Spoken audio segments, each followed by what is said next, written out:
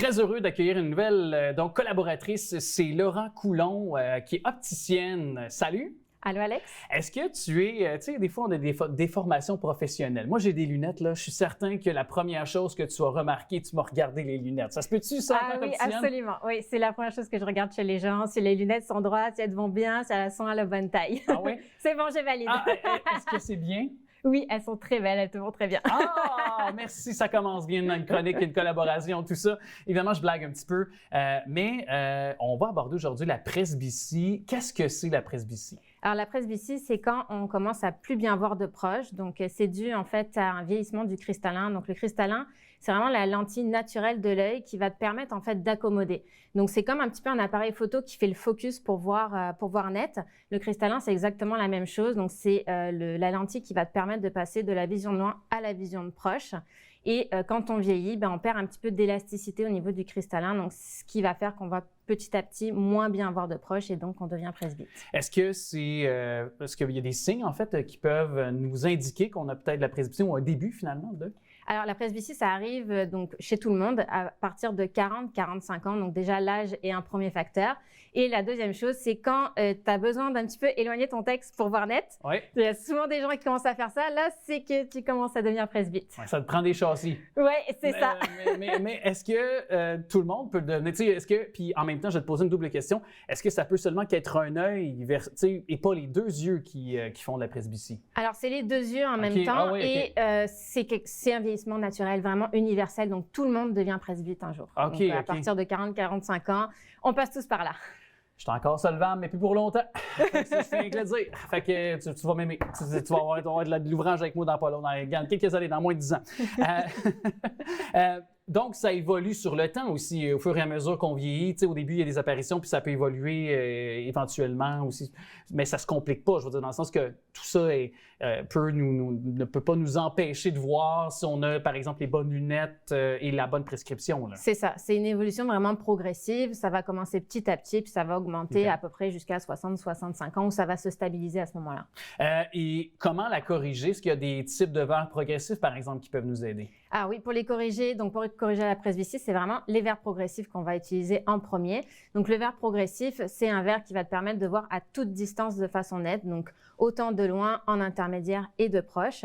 Donc c'est un surfaçage qui se fait de façon digitale. On va partir de la vision de loin au centre de la pupille et progressivement, la prescription va être de plus en plus forte pour voir en vision rapprochée.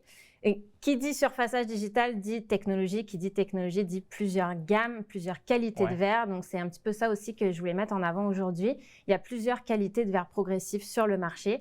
Donc, en fait, la grande différenciation entre les différentes gammes de verre progressifs, ça va être la grandeur du champ visuel.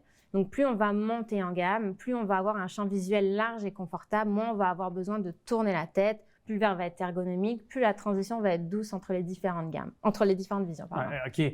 Mais ça vient pas, tu sais, je parlais des châssis tantôt, là, parce que, et là, c'est pas parce que tu as plus de grosses lunettes nécessairement. Là, évidemment, tout se passe dans les verres. Oui, exactement. Ouais. Et je te pose des questions qui peuvent paraître des fois peut-être un peu anodines ou... non, pas du tout, au contraire. Mais évidemment, il y a des options là, si on ne s'adapte pas, parce que c'est pas tout le monde, je pense, qui peut s'adapter à des verres progressifs. Est-ce que je me trompe? Il y a un faible pourcentage de personnes qui ne s'adaptent pas, parce qu'en fait, le verre progressif, étant donné qu'il y a plein de visions différentes dans le même verre, ça peut être un petit peu perturbant au début. Il y a des personnes qui peuvent avoir mal au cœur, qui ne se sentent pas très bien. Puis, il y a quelque chose, en fait, qu'il faut comprendre avec le verre progressif, c'est qu'il y a un temps d'adaptation. Donc, ça peut prendre une semaine jusqu'à un mois d'adaptation.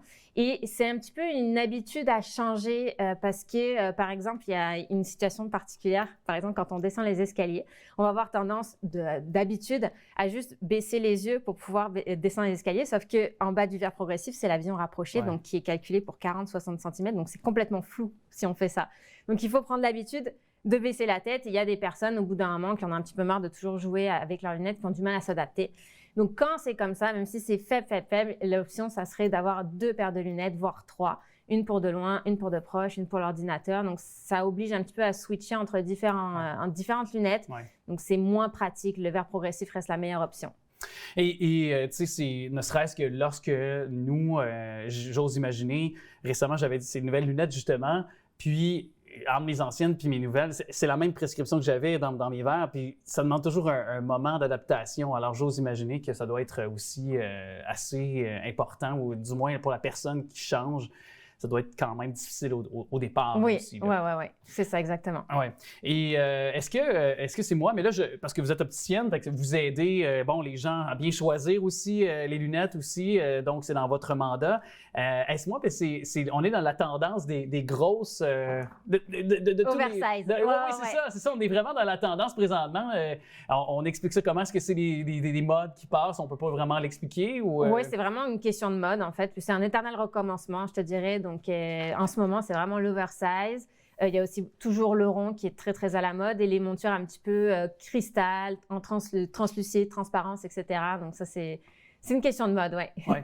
C'est à voir en tout cas. Puis évidemment, pour avoir recours, parce que vous êtes opticienne, mais vous avez un ordre aussi des opticiens. Puis ça, c'est important aussi de s'y recourir. Si on veut avoir de l'information, si on veut s'assurer d'avoir un bon service aussi à un nouvel endroit qu'on essaie, par exemple, peu importe, là, on peut s'y référer là, à l'ordre des opticiens. Oui, là, absolument. Oui. Il est là pour ça, autant pour les opticiens que pour le public. Oui, aussi.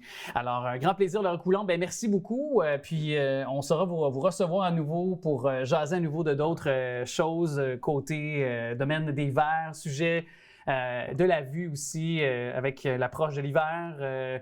Il y a changement de... On le sait, il fait noir. Non, mais tout ça rentre, veut pas, ça nous affecte sur plusieurs fronts. Alors, changement de saison et tout ça. Donc, on saura revenir avec bientôt d'autres sujets à ce sujet. Merci beaucoup d'être passé. Merci beaucoup à vous.